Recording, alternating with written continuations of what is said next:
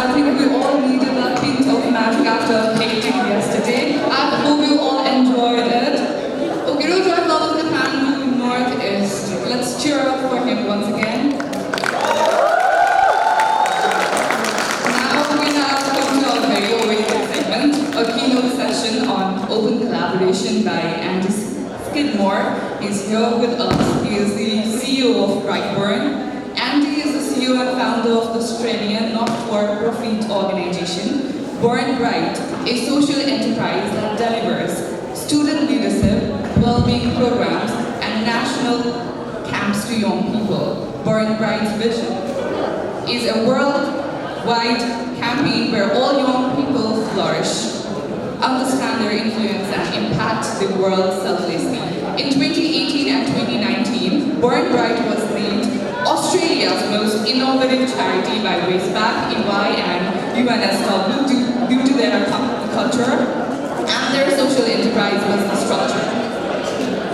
Born Bright has also won awards for their outstanding use of data and have been recognized by Anvil as one of 100 cool Australian companies in 2018. Also, Andy is regarded as one of Australia's leading social entrepreneurs, and we have Andy here, and we're very thrilled to welcome him for the keynote session all the way from Australia. Thank you so much.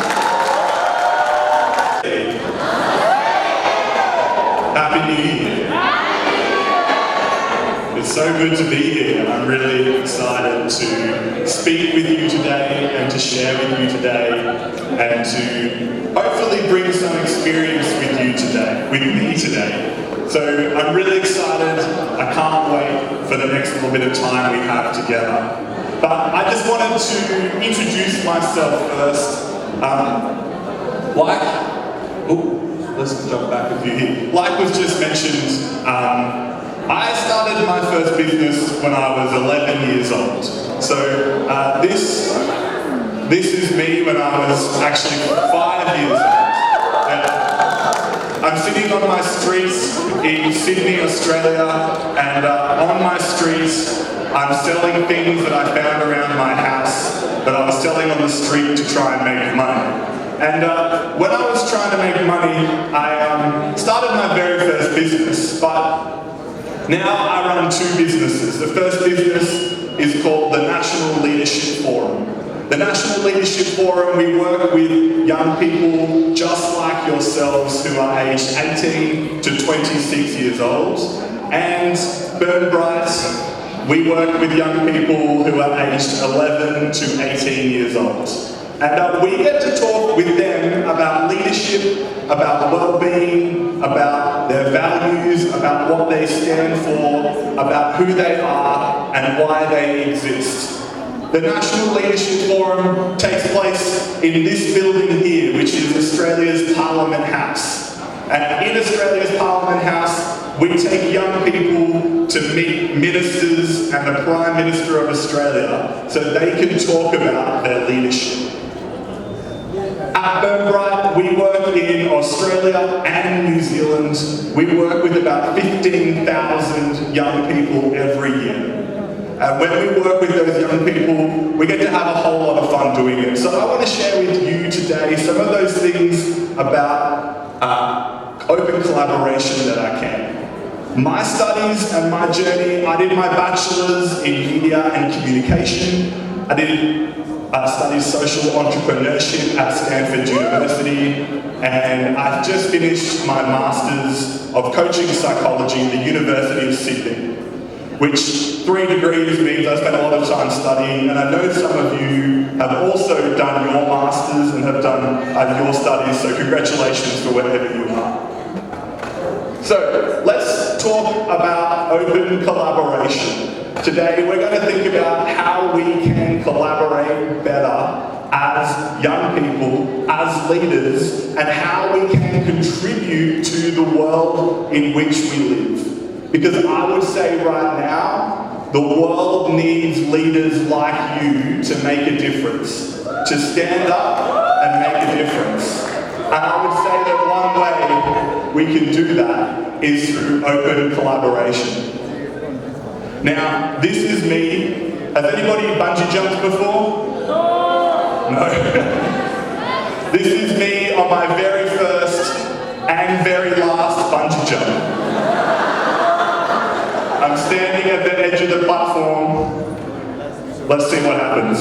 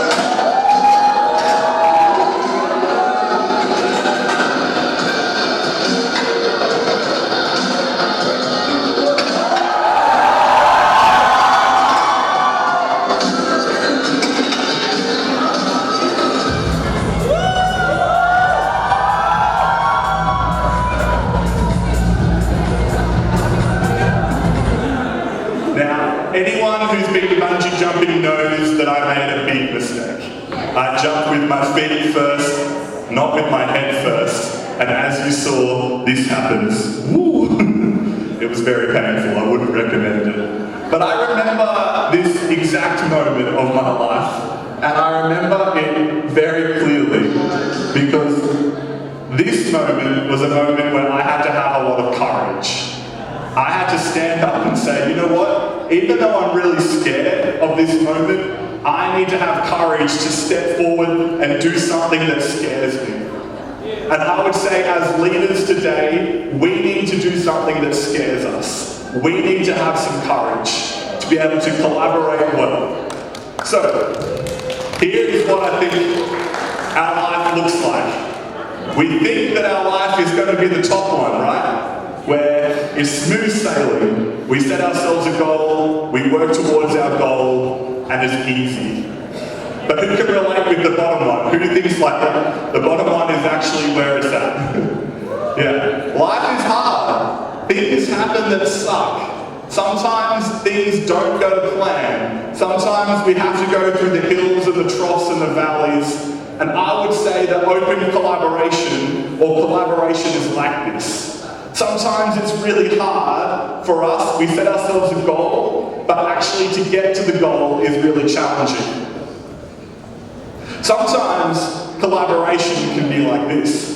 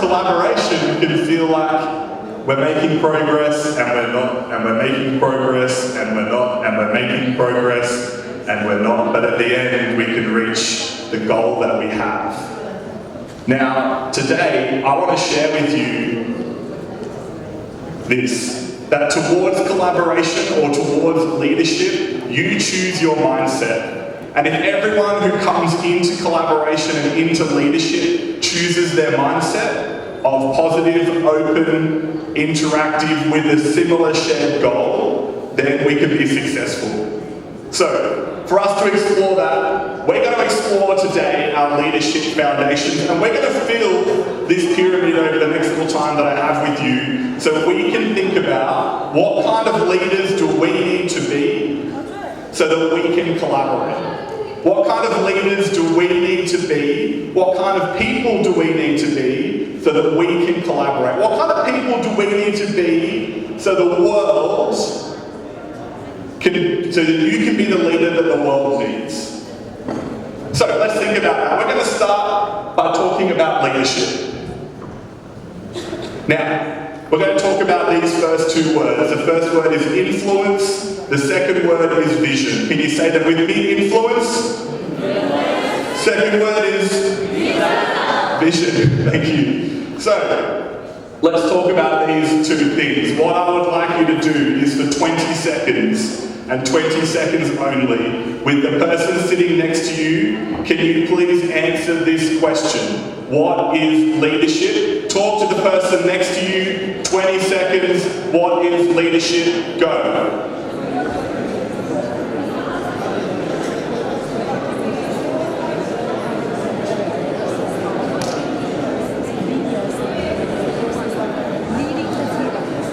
Nice job.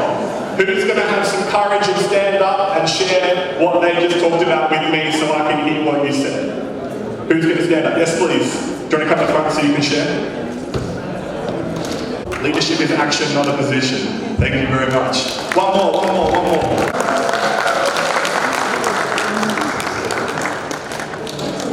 I feel like leadership is the ability to bring out the best in the people around you.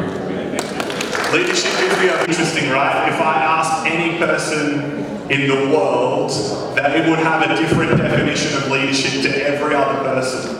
Let's think about this. Sheryl Sandberg, the CEO of Facebook, she says that leadership is about making others better as a result of your presence and making sure your impact lasts in your absence. Napoleon Bonaparte, French revolutionist, said, a leader is a dealer in hope. We see the vision, right? Hope equals vision. So a leader is a dealer in hope. John Quincy Adams, who is a great author, talks about if your actions inspire others to dream more, to learn more, to do more, and to become more, you are a leader. So again, a different definition of leadership, this time based around our actions, this time based around what we do. Peter Drucker, who talks about management, and some of you who've done BBA or BEM courses will know management is doing things right and leadership is doing the right thing. Lao Tzu says that when the leader's work is done, the people say we did it ourselves. And I love this example because it talks about the idea that the leader doesn't always have to sit at the front or stand in the front of the room and deliver a speech, but the leader can operate in the background. Simon Sinek, one of my favourite authors and speakers, says, the true price of leadership is your capacity to place the needs of others above the needs of your own. John Maxwell says, leadership is influence, nothing more and nothing less. Now, when I look at all of these definitions of leadership, I think there's so much out in the world that exists. How do we know what a leader actually is and does? At the National Leadership Forum, the organisation that I run, we say that leadership is positively using your influence to achieve a vision on behalf of a group of people. Leadership is positively using your influence to achieve a vision on behalf of a group of people. Therefore, if I was to break leadership down, I would say leadership consists of two things: vision and influence. Vision and influence. We as leaders need to know and understand the influence that we have. A really famous author did a study and they found the average human being in the world, even in Nepal and Kathmandu, we influence a minimum of 10,000 people in our lifetime. A minimum of 10,000 people in our lifetime. And if every single person has influence, my question to you is how are you going to use your influence for others? How are you going to use your influence for other people that are around you? What is the good that you can do from your influence for other people? We would say that influence is like a knife. A knife can be used in a really good way to save someone's life. A surgeon might use a scalpel or a knife to save someone's life. Someone can also use a knife to take someone's life away. And when I think about influence, we can use it for good or we can use it for bad. Who recognises this thing? Anybody? Okay. This is the Sydney Harbour Bridge, but it's not finished being built yet. When the Sydney Harbour Bridge was being built, a local farmer wrote a letter. And wrote a letter to the people who were building the Harbour Bridge, and the farmer said, "Dear people who are building the Harbour Bridge, I really like the look of the bridge, but I don't know how I'm going to get my horse and cart over the top. I don't know how I'm going to get my horse and cart over the top of the bridge. It looks really nice, but how do I get my horse and cart over it?" Little did he know that the bridge would actually look like this, nice and flat. And here's what I think is interesting, that as leaders, we need to be able to influence through having a vision for the world. We need to be able to influence through having a vision for the world, but we need to be able to communicate our vision. If we can't communicate our vision and tell people what our vision is, then our vision shouldn't exist. And if we want to collaborate, we need to collaborate with a vision, with a goal, with something in mind for the future. This farmer couldn't see the end vision. He didn't understand the vision that he was working towards. And so we as leaders need to communicate our vision really clearly. So, here's what I want you to do. When you leave this conference today, I want to encourage you to share your vision for the world with the people around you. I want to encourage you to share your vision for the world with the people around you. What do you see as your vision for the world? What do you see as your vision for your country? What do you see as your vision for your future? For me, my vision for the world is this, or for me, so that I can build a community so that other people are known and loved. And I would say that every single human being in the world desires to be known by the people around them and to be loved by the people around them. And my vision for the world is this, that we can build a community where every single person, no matter who they are, no matter where they come from, no matter what background they come from, can be known and loved by the people around them. Share your vision for the world. Okay, 3 questions for you. Question number 1, what kind of leader will you be? What kind of leader will you be that the world needs right now?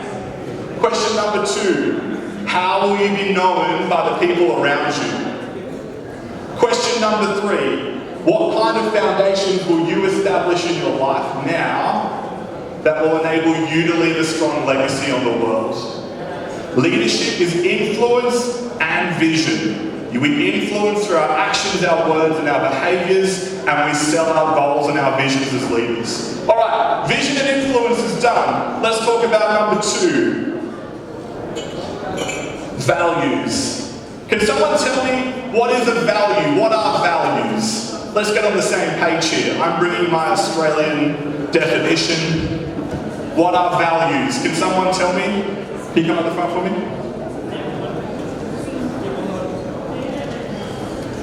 Something that we carry on the inside ourselves and that is pretending every day. Thank you. To have power, we need to know what our values are. We need to know what we stand for. So, Do you have paper or a phone in front of you? Can you pull out paper or phone with like a pen, your phone, either way? Grab some paper, grab your phone, or do it in your head, either way. Here's what we're going to do. We're going to do an activity together, okay? Here's what I need us to do. Step number 1, on your own for 2 minutes, 1 minute, 2 minutes. I need you to do this. Can you please write on your phone or on your paper in column 1 a list of values, of 10 values that are important to you? What are 10 values that are important to you? Let's go. Start writing, start typing. 2 minutes. Let's go.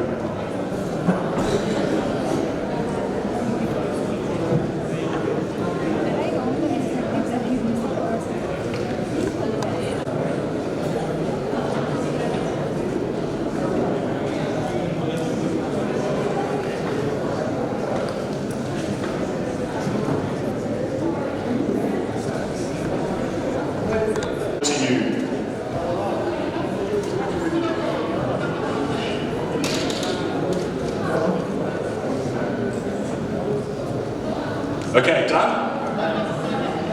Great. Step number 2, I want you to take, that's not cheap. Step number 2, choose your top 4 values and write them in order. Choose 4 of your top and write them in order. 1, 2, 3, 4 in order. 30 seconds, let's go. Choose your top 4 values and write them in order. 1, 2, 3, 4.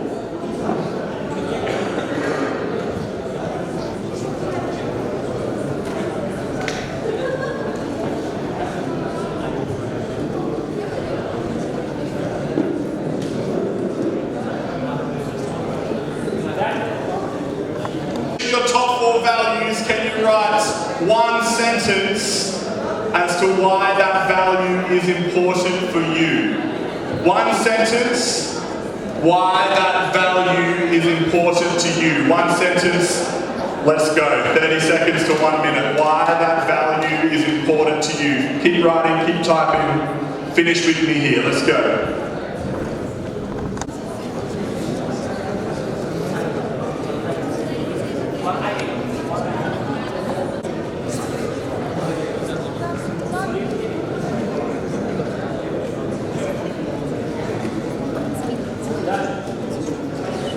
You're my man. Angush. Awesome. Big round of applause for Angush. Because it creates my impact on the same thing every day, every time. And it also has to create positive impact on myself and others around me to increase the efficiency and effectiveness. Awesome. Thank you for Angush. One more. Who wants to come share? Come. First, it's people, then balance, curiosity, and resilience.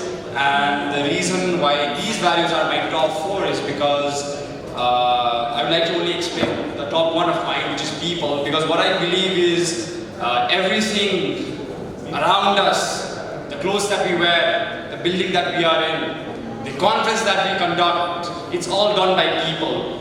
So I make people my priority because everything starts from us, and that allows me to be a better person. Awesome. Thank you. My 4 are confidence, leadership, gratitude, and self-respect. The reason is I want to first of all I want to bring changes in the world. For that, I want to express myself and bring best out of me to change the other people around me.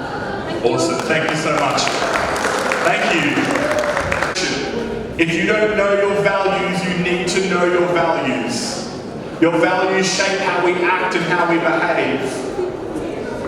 I want to introduce you to this man. I had the privilege when I was 20 years old to meet Barack Obama. I got to stand there and shake his hand. And I went to the United States of America. I stood there and shook Barack Obama's hand. You'd think that would be the highlight of my life, right? On the same trip, I met this guy. How young do I look? On the same trip, I met this guy. His name's Andrew as well. He had cerebral palsy, which means he was in a wheelchair. He could never walk. Andrew decided that he was going to put his values above his circumstances. He was going to rise up and use his values, and Andrew had the biggest and most profound impact on me on that trip because he used his values. He started an organisation that works with disabled young people in America to give them a chance at life like a normal-bodied person. And he decided to be the leader the world needed. And he acted from his values to do that. So if you don't know what your values are, we need to know our values to know how we're going to act and we're going to behave to be the leader the world needs us to be. But here's my catch. We can say we have values. Like if you ask me what my values are, I might say I value honesty, I value family, I value friends. But every time my mum asks me to come over for dinner, I say I'm busy. Every time my mum asks me to hang out on the weekend, I'm like, oh, I'm too tired. Do you think I value family? No. I would say that our ideals and our values are different. And we need to know, even if we say we have values, we need to make sure our behaviour shows those values. If I followed you around with a camera for a week, just followed you around all week, do you think that I would tell you back to you what your values are? There's my question. Alright, we've done values, we've done influence, we've done vision. Let's talk about relationships. I would say the key to open collaboration are relationships. Positive relationships are the key to impact and influence and strong collaboration as a leader. If we can't have strong relationships as a leader, then our ability to lead is zero. We can't lead without friendships. We can't lead without relationships. We can't lead without people around us. We can't have influence unless we have close relationships. I'm really passionate about mental health. In Australia, 1 in 4 young people will experience a mental illness in their lifetime. And one of the ways that we solve that problem is by building close relationships. They're really good for our mental health. So, how do we build close and strong relationships? I would say there are 3 ways. 3 things that we need to do to build really close and strong relationships. First thing, find something we have in common. Find something we have in common. It's like, do you like football? I like football. Common. Whatever we can find to have in common is how we can build a friendship. On my very first day of school, I'm standing, waiting for my mum to drive and pick me up, and out of the corner of my eye, I see this guy, and he's over on this side, and he's like doing this, and this, and this, and this, and he finally stands next to me, and he looks up at me, and he says, hi, and I'm like, hi, and he's like, how are you? And I'm like, good. And he's like, oh, okay, how was school? And I'm like, good. And he's like, oh, okay, do you like sport? And I'm like, yes. And the most awkward conversation ever happened. This guy's name was Nathan. He had black curly hair, and Nathan wanted to find common ground so he could be my friend. If we feel awkward or embarrassed, common ground is the way to go. Number 2, relationships require vulnerability. That's a big word. Relationships require vulnerability. What do I mean by vulnerability? I mean we need to open ourselves up and share what's really going on inside. If we can't share what's really going on inside, then our relationships can't flourish. We need to be open and honest and able to share what's really going on inside. The way we do that is by knowing people's story. The way we do that is by knowing people's story. We need to be open to ask people about their story. We need to be open to ask people about who they are and where they come from and why they believe what they believe. We need to be open to ask people about their values. But here is one thing that I find happens a lot. Who has ever compared themselves to somebody else? Who has ever, be honest, who has ever compared themselves to somebody else? Hands up.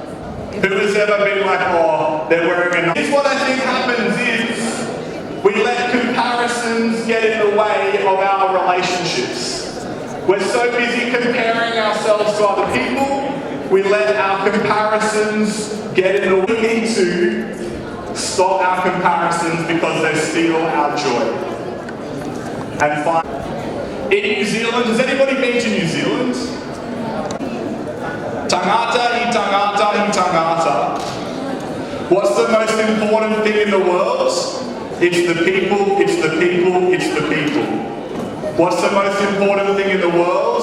It's the people, it's the people, it's the people. If we can't value our relationships and our connections, then we can't be leaders. Okay, here we go. We're on the home stretch. Let's talk about our last one, which is a value that I know is really important at Rotary and in Rotaract. It's this word service. And we're about to finish our pyramid. The word service is second nature to you, right? You understand what service means. You live and breathe service as Rotarians. Service is what comes naturally to you. When I think about service, I think about the fact that we need to have servant leaders in our world who are willing to put themselves second for the vision or the mission that they have for the world. And so I would say that servant leadership is this. Servant leadership is we before me. Being a servant leader means we need to put the people around us ahead of ourselves. We need to think about other people before we make decisions about what's best for us. As leaders, we before me. There's this guy, his name's Robert Greenleaf. He wrote a book, and it's a really nerdy book. But he says, the servant leader is servant first. It begins with a feeling that one wants to serve over wanting power, over wanting fame, or over wanting wealth. And if we desire fame, power, or wealth, then maybe we need to think about our role as a servant leader.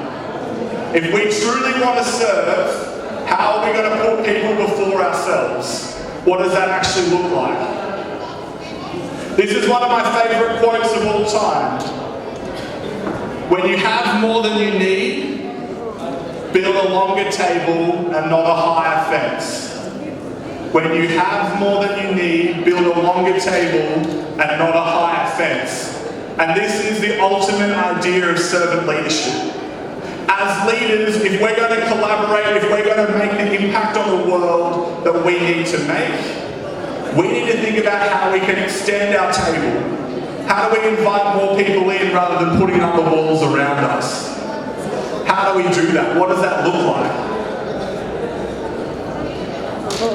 There's a really funny story about Robert Kennedy, who was a president of the United States. He was standing in the NASA building where they sent their first astronaut to space. The first time, and he comes across a janitor, okay? He comes across a cleaner who's mopping the floors and sweeping the floors. And Robert Kennedy, the President of the United States, walks up to the janitor and he says, "What are you doing?" And the janitor says, the cleaner says, "I'm putting a man on the moon."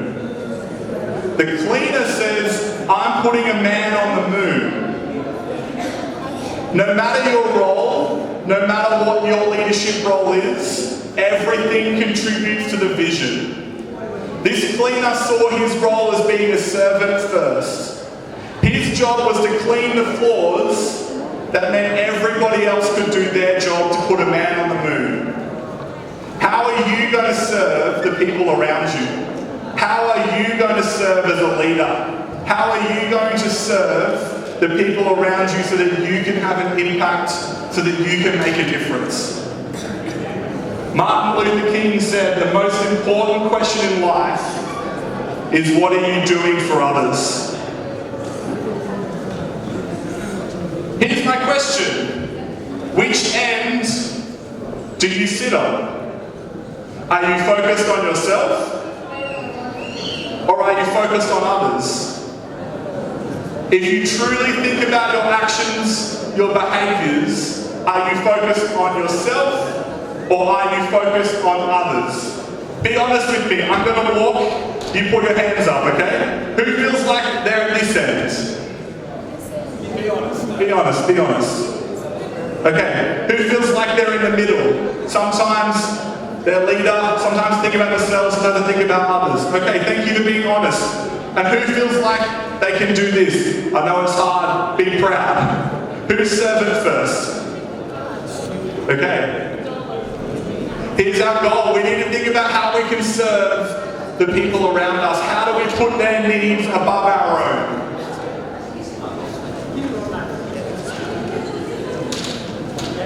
Our mission in life should be to make a positive difference. And I would say that we do that through being a servant leader.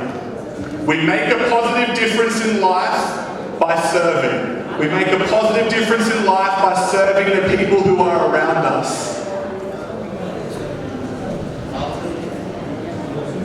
Okay, cool. We've gone the wrong way here. So, service. Today we're talking about open collaboration. And here is my 5 things that I think is really, really, really important for us.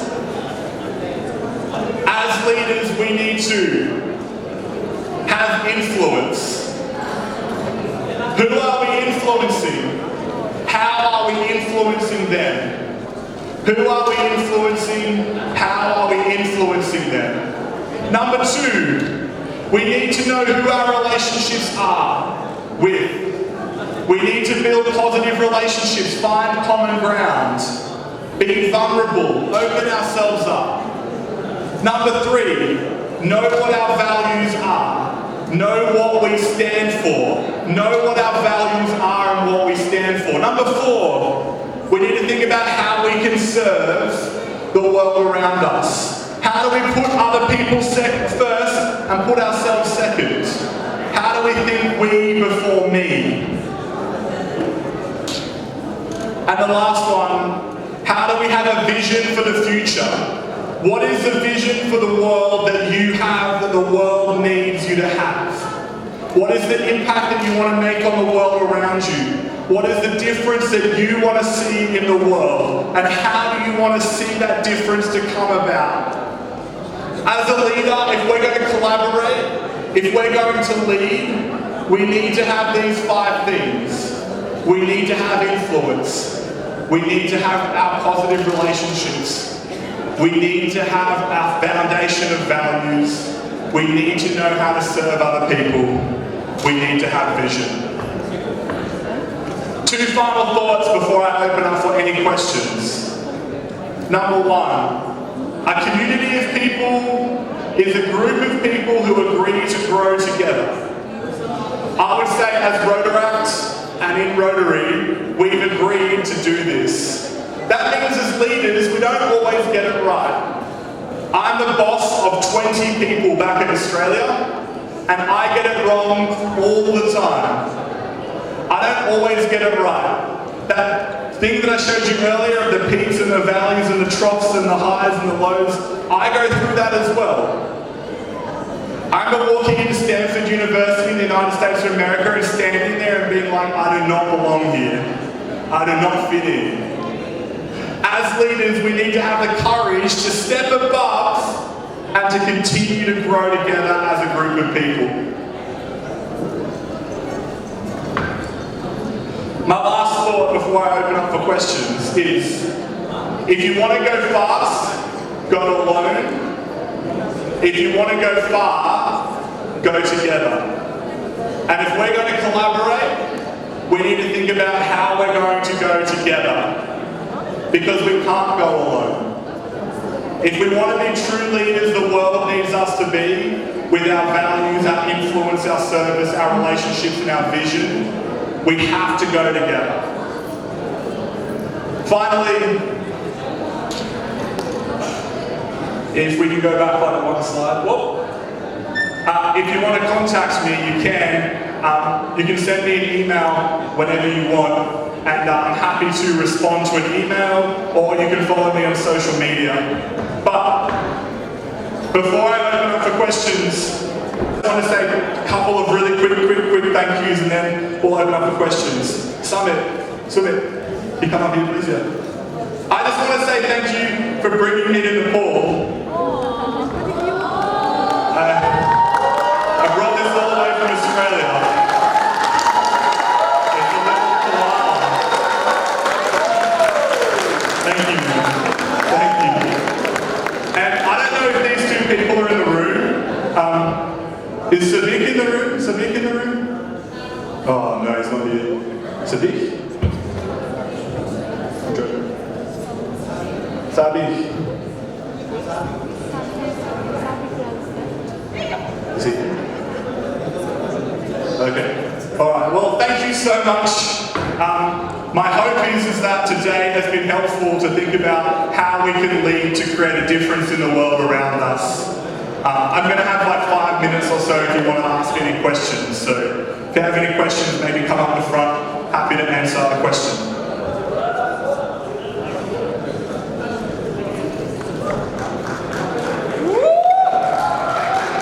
The session was very much insightful, and I feel really glad to be here and hear you speak. So my question is do you think the leadership in you is something like as an innate character you were doing it since you were a child, or there is a moment in your life, for instance, where it just clicked you, the moment inspired you to be a leader and to create a better world? So like you said, I've been trying, I was very shy, I used to be shy, but Rotaract gave me a platform, so I'm just trying to come up, so I want to hear it from you. Yeah, thank you. Yeah. Nice question. Leadership. One part is our character, who we are, our values, the things that make us us. The other part are the skills, the talents, the public speaking, the confidence. I'd say that we're not born with either, but we can work on both. We can work on our character, we can work on our values, we can work on our influence, and we can learn how to speak. We can learn how to have courage. We can learn how to do the things that leaders need. So I would say leaders are made, they're not born. Thank you. Yeah, both come, both.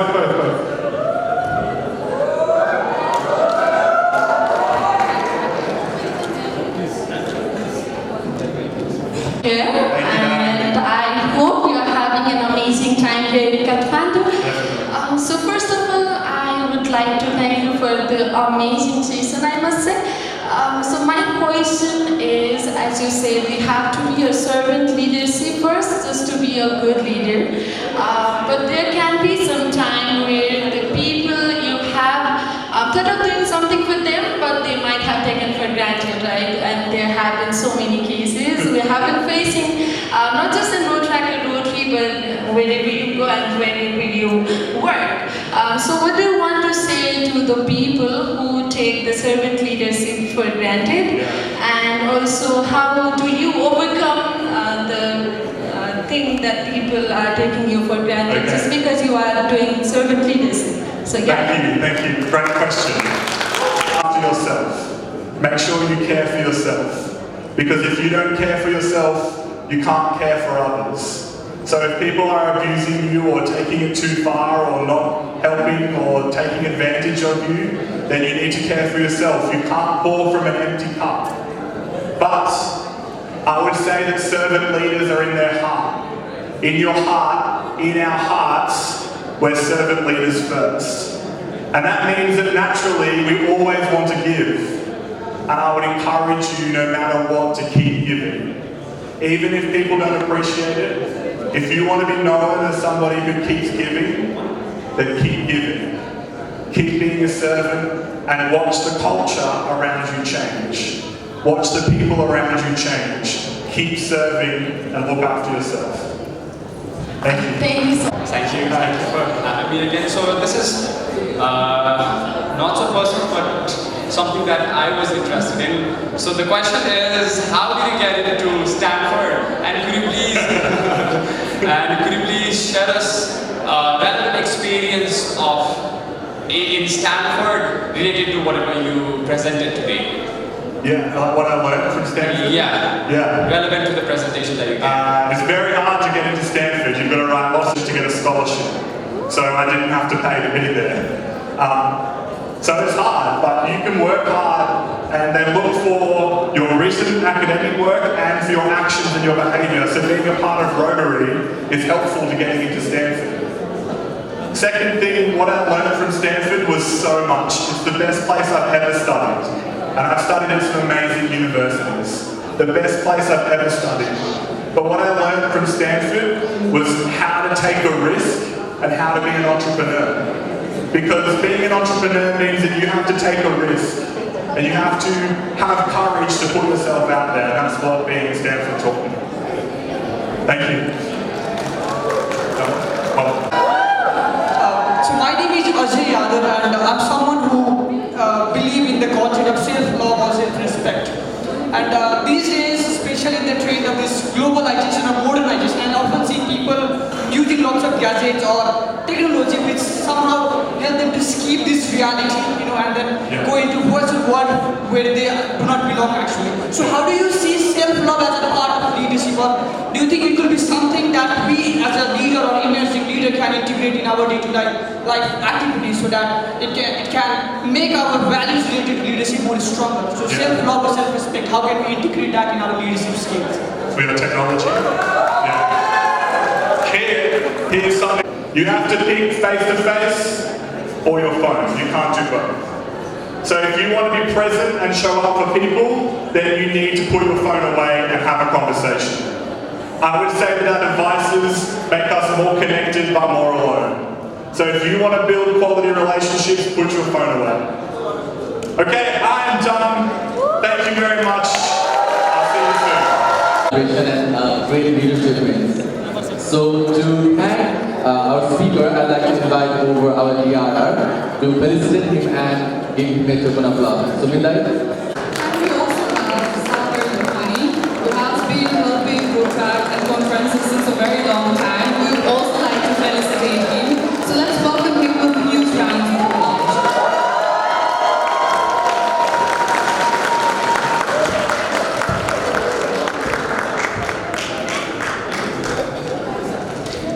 We